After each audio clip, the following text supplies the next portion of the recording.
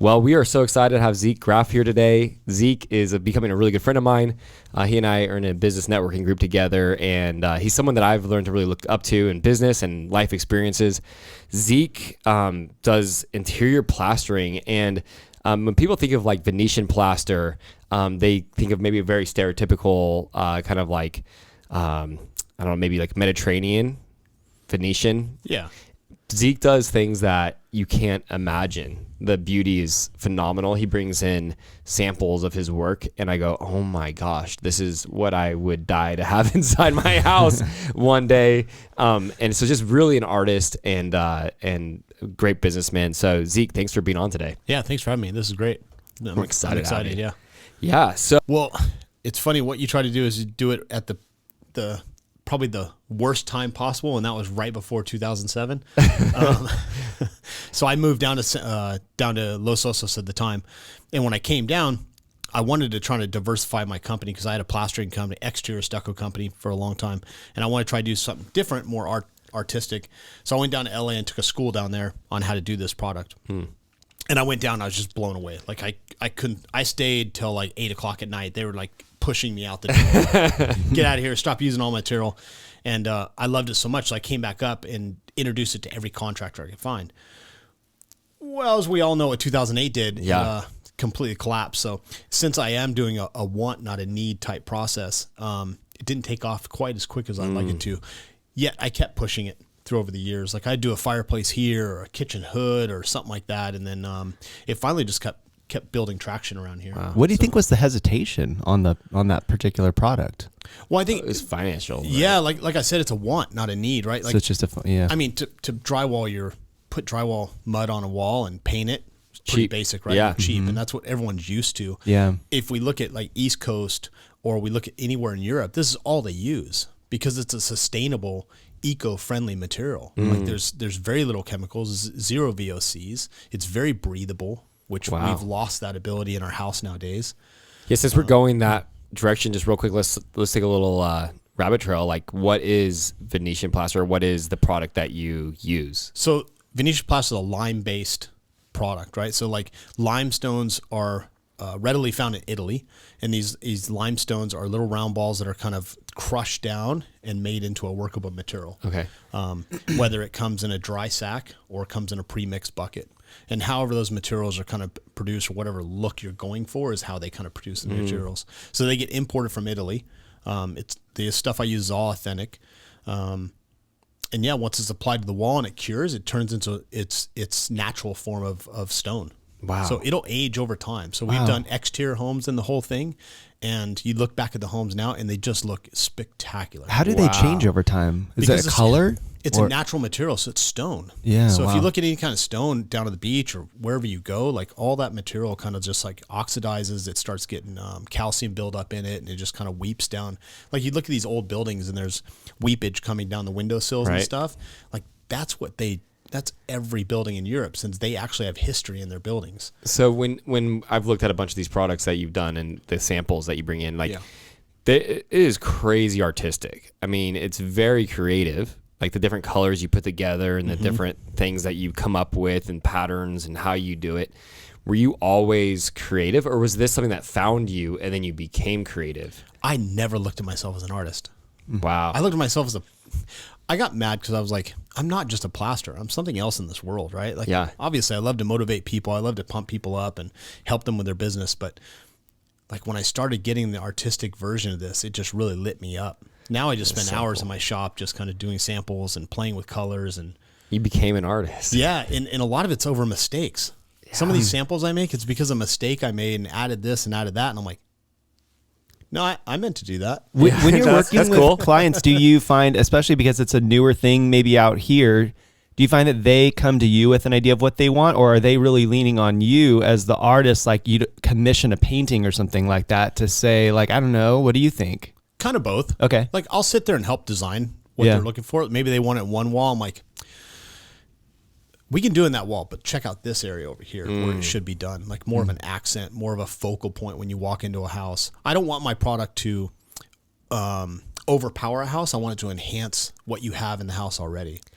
It's so cool. One time I walked into a house in Atascadero, and there's this beautiful floor to ceiling fireplace, and I was like, my gosh, that's amazing, like that's magnificent. How did that happen? Who did this? And I knew you, but I didn't really quite understand your product. Yeah. And my friend Megan goes, that was Zeke. And I'm like, Zeke did that?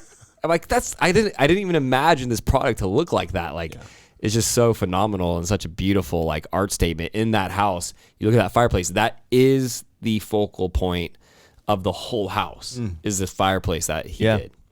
That's amazing. But it is fun when they do bring me ideas. Pinterest is huge, right? Like everyone's, anyone in the design industry is on Pinterest, and it's great because they'll bring me an idea and I can actually look at that and be like, okay, a lot of them are computer enhanced pictures and stuff, which is kind of hard, but I can at least kind of see where they're coming from. And then I can go produce samples, bring those to present to them, and then we can go from there. So that's the fun part. What kinds of applications do you work on in the interior of a home? Like I've heard fireplaces, I've heard like accent walls. What other parts of the house would this product be appropriate?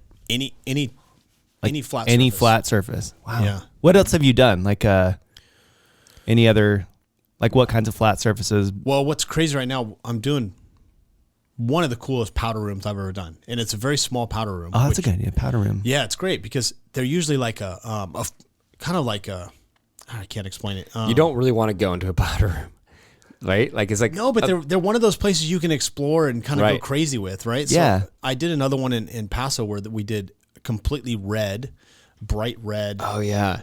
Kind of interior glass finish, so you could see your reflection in it. No way. And then I'm like, what if we do a gold wax over the top? And she's like, What does that even mean? A gold wax? So it's a gold mica wax. Okay. That I'll apply over the top and then polish. So you're only going to see the gold in certain highlights and certain way the light hits the wall. Dang. A powder room is cool because that's where all your guests are going. That's why. Yeah, to use the restroom and stuff. It's like the powder room is so blah. Yeah. And then to have that when you walk in, you're like, what is this? That's like a cool idea. Man, that's awesome. I love it's that. It's kind of a showpiece. Like, hey, look at my powder room. And what yours look like? Do you exactly. Do you plaster over drywall, or do you have to take? How is it applied? It's pretty universal on what I can apply it over. Even this painted wall behind you, I can just go over the top of it. It takes certain, I got to clean it all and I got to put certain bonders on it, but I don't need to like demo it and do all that. It's fairly easy. What I usually look for is like a level 4 drywall finish.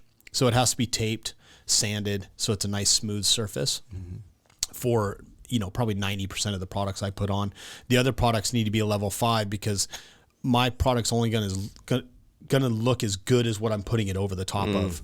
So if there's humps or imperfections and stuff, some of these materials are really thin to where they need to be as flat. So you'll totally see it if there's imperfections. Yeah. So you mentioned you were doing stucco originally, right? So now have you transitioned fully to like this Venetian plaster? Or are you still doing stucco? What percentage of your business is this plaster? Now it's 100%. 100%. Yeah, I took the company and split it in two. I built 2 LLCs. The exterior has its own LLC and its own entity, and I have someone running that. And then I run the interior Venetian plaster now. So dumb question, but you can do you said that Venetian plaster can be an exterior finish as well. 100%. So so I'm curious why did you split them like that? Well, it became so busy. I have a big problem with trying to do everything 100%. Yeah. It doesn't work. Yeah. So I had to, it's what I'm more passionate about. It's what I want to do. I don't feel like anyone in this world is like stuck doing one thing. Yeah. If you don't like what you're doing anymore, good. do something else. That's so good. I was thinking about that this morning. I was driving to Santa Maria, and I'm like, I love that. Why am I doing real estate? I was thinking, I'm actually getting a tractor implement, and I love tractor stuff. I love things. I'm like, man, it'd be fun to one day to like dive more into farming and like just do that for 5 years and try it and like get my back broken trying to learn to be strong like these guys. I'm like moving this tractor thing. I'm like, this is heavy. You can come over and do tractor work on my property let's do it. anytime. Okay, Zeke, let's get a little like philosophical here because Okay. I'm curious about this. Yeah. I was talking to somebody about that kind of idea. Yeah. Well, if you don't like something, just do something else. And my initial reaction was a little bit skeptical, like, oh, like it's that easy. You just go and do something else. It is. But then, well, here's another thing. Somebody else was saying, well, if something's come easy to you, you should do more of those things. Mm-hmm. And a lot of people, I feel like maybe in their careers, they're doing their careers, but it's not like it's coming easy, but it's something that needs to be done. Right. And so I don't think that hard means bad and easy means good necessarily. No. But how did you, I mean, you've clearly navigated that really well. Like, how do you think through that sort of thing? I think we all have our own passions inside, and we all have our own strengths inside of us. And to actually dive deeper into what those strengths are, you can actually live a life of full fulfillment if you're doing exactly what you're meant to be doing. And when you go to bed at night exhausted and you wake up so excited to be doing it the next day, that's what you should be doing. Why not? We're only here once. Yeah. Like, we're all going to die, right? Yeah. So it's like 100%. And we're all writing our own book. So what book do you want to write? Do you want to keep doing a job that kind of just beat you down and you not have a good home life and whatever else? Like, I'm not saying you need to quit your job and go do what you want to do tomorrow, but I weaned myself off of it, right? I built the interior business slowly but surely to where it got so busy to where now I can step away. Yeah, that's really good. That planning for it. It's hard to cut and then start something overnight, which I know is not what you're saying, but the transition is like so important. It is, but I mean, I think a lot of people, maybe they don't know what their dream is, and that's a whole other question that they should dig into. Or some people do know, but it's like it just seems so daunting. And I think there's a really good book by Anne Lamott called Bird by Bird, and she talks about people who want to write books and how most people don't. But if you want to write a book, you got to get your butt in the seat and just take it bird by bird, and that's how you do it. And it sounds like that's kind of been your path. It's like you identified the vision and the dream, and then you just took it bird by bird. You just like one step at a time until you were able to then make the transition. Is that fair? 100%. So it's hard. Most people won't. What is it about you that's different? Because most people I don't think would do that. If they identify the dream, it's like, yeah, I want to write the book or do whatever it is, but man, it's just like, I got all those things. I'm too busy. Life, whatever. Sure. What's different about you, do you think, that you were able to do that? Well, we can all make excuses, right? Yeah. Like, just like you said, yeah. Oh, well, I got this, I got that, I got this. I mean, Jerry's helped me write my book right now. Yeah, dude, I was going to say, like, there's a book coming. Nice. So. But it's been years of me doing exactly that, going, I don't know. I'm not. And you found someone to help you. I'm not a good writer. I'm not this. I'm not that. I'm not educated enough. All these excuses we can give ourselves. I mean, we're our worst enemy. Yeah. You know, if we just get out of our own way, we can be so dominant. Dude, I love that. That's good. Get out of our own way and be dominant. Yeah, and I think also it's like, it's not, not what, but it's who, that book. And it's like, you found someone that's all they do. They're a very talented writer. Yeah. And you're like, hey, this is what I'm trying to express. Help me do it, right? Yeah. And finding that team and people around you that support your dreams and vision, and even your spouse, you talk about her all the time. Yep. Like someone that encourages you to go for it, to not be fearful, to like jump out of the boat. Let's do this thing. Let's give it our best shot. What do we have to lose? You know, and it's like at the end of this world, when we all die or whatever, we're going to leave without anything on our back, really. Well, I mean, I know we've talked about this a little bit too, and in stuff we've done, and it sounds like you're the same way. There's things I've done in my life that I did partly because I just couldn't have lived with myself if I hadn't tried. Yeah. And it's almost like the outcome is irrelevant. Nope. It's just because I can't control that, but I can control showing up and doing a thing well. And then, you know, I can look myself in the mirror and be proud that I did the thing, you know? So, I mean, what's the worst going to happen? You're going to, well, we can call it a failure, right? But what does that even mean? But we could also call it a lesson. Yeah, exactly. Even if I do this and the economy crashes tomorrow and I don't get to do anyone else's house, I did it. Yeah. Yeah. You know, totally. I amazed a few people and I got some amazing work out there, and it's the reactions I get from people that keep striving me to keep going. So if I can keep doing that, and you know, and if it doesn't work out, then I pivot and go somewhere else. Well, I was especially as an artist, I was talking to another artist friend years ago, and we were talking about, you know, recording music and writing books and all this kind of stuff. And it's like, man, it's just so much work, and like, you know, like you're not going to go and tour and do all these things. Why do it? And he's like, for art, man, for art. You just do the thing, right? And so, yeah, if economy collapses, you've got all of these art pieces in people's homes that'll Yeah. Be And around. just not only that, restarting another business. That excited me. Yeah, yeah. Like I've already Yeah. started one. Yeah, you can do it now. Yeah. And it's like, I lived most of my life in this hole in life, right? Digging myself out of this hole. The easy part is being down in the hole. So if you take everything away from me, I don't care. I've been there before. That's easy. Now I had to learn a whole new lesson when I got out of that hole of like, oh, now I have stuff. I got money now what do I do? I had to learn everything over again. Yeah. That's exciting to me. Like all That's that cool. stuff. So like, That's so cool. Okay, I've got more plaster questions. Let's do it. That was a really good detour. That was a great tutorial. Maintaining a plaster project. I don't know what you call it. Somebody does an accent wall, or like what does the owner now need to do, if anything, to keep that up over the years? not much. Really? Yeah, I mean, it depends on the traffic area, right? So if it's a high traffic area, I'll use certain products, and I'll recommend, no, we can't really do that. It's a high traffic area. Or we can do that. I need to apply some different sealers and waxes, and it may change the look of the product a little bit, but it'll last as long as it needs to last. I got 3 kids in my house. I got pieces all over the house done. They seem to be holding up. Well, Yeah. when they get a little dirty, you usually just water or a low acidic type cleaner. Yeah. Works really well just to kind of wipe them down. You can hit it with a kind of an older sanding disc or something like that. Just touch them up real quick. Okay. Do you have a team that you work with, or is it just you? It's just me right now. Okay. But I have 3 guys in there that I trained while I was there, and they helped me do some large projects, so I can pull from them if I need to on larger projects. Tell us about like the scale of like some of your projects. Do you do whole houses? Do you do accent walls mostly? Like what's your kind of typical scale and what can be done? Well, like right now I'm bidding a new restaurant up in Paso. Okay. So we're doing almost the entire restaurant inside. Wow. We've done entire homes. That's not a problem. I mean, obviously it's time consuming, and I schedule and bring in certain guys if I need to. I have other guys around the state even that I'll hire and bring in if I need to. Because I want the best to do that project. What? How long do these projects take? Like, what's an accent wall on average, or a powder room to a full home? Well, like the powder room I'm doing now, probably the most extravagant one. We have an oxidization, kind of like a core 10 metal look on 2 of the walls. Yeah.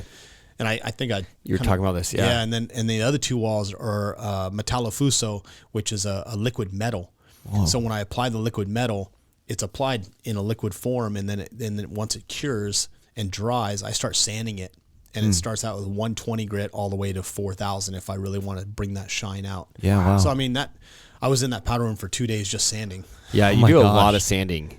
For that product, yeah. A lot of the other stuff, very little sanding at all. It's all smoothed out and troweled out by hand. When Zeke's exhausted and I see him, he's like, I just been sanding all week.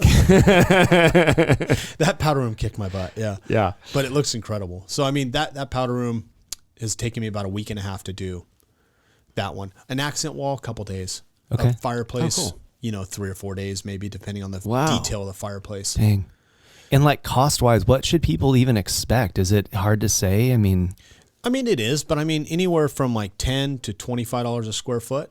Okay. Is pretty easy. Okay. We can get into lime paints, which lime paint is just it's a lime plaster material, kind of liquefied a little bit more, less aggregate at all, if any at all, and it can be rolled on. It can be sprayed. Wow. So we did a big showroom down in Malibu, where the cost kind of got to them to do the whole thing in the natural Marmerino finish. So we did the ceiling in lime paint, which brought down the cost for them, but gave them a really beautiful look. Totally. A very like Roman clay type matte type finish on the ceiling, and then they were able to do the Marmerino on the walls. are there certain homes that style wise that lend themselves more to a plaster look, or is the plaster so versatile that you can make it work with almost any home design? I can make it work with any home design, but we have a lot of the Mediterranean kind of Santa Barbara kind of feel of homes around here. Yeah. And that's what those homes were made out of back in the day. So the Mediterranean definitely like lends itself to it, but on the same token, or on the other side of the coin is I've seen some of his contemporary stuff that you do, and it's like, that's badass in a contemporary, very contemporary. Super clean. Yes. What's the super difference clean. between? Sorry, this is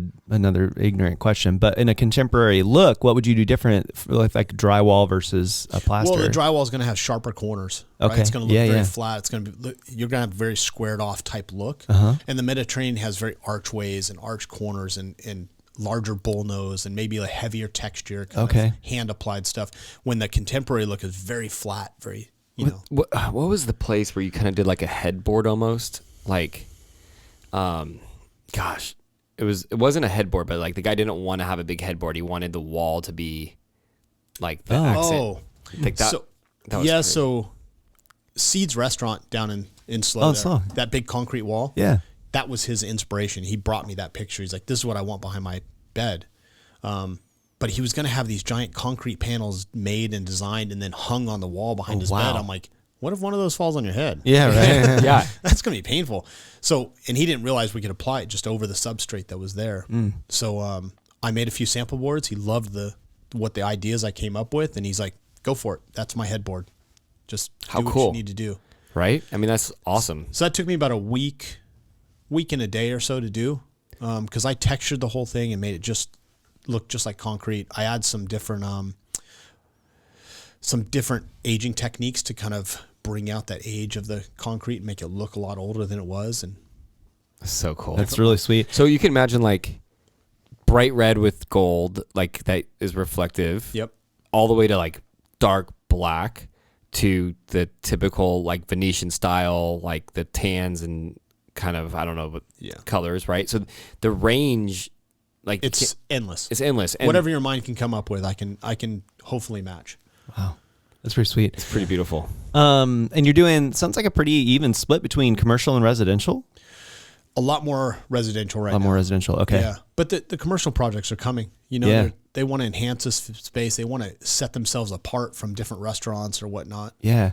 What do you hope for your business in the next like 5 years? What do you want to accomplish? I want everyone to have some kind of plaster in their house. I think it's needed Yeah. Why? because it's beautiful. It's gorgeous. And why not have a piece of art in your home? I mean, people Can't argue that. people spend thousands of dollars on one art piece and just hang it on the wall. Why not do the whole wall? Yeah, I like that. good.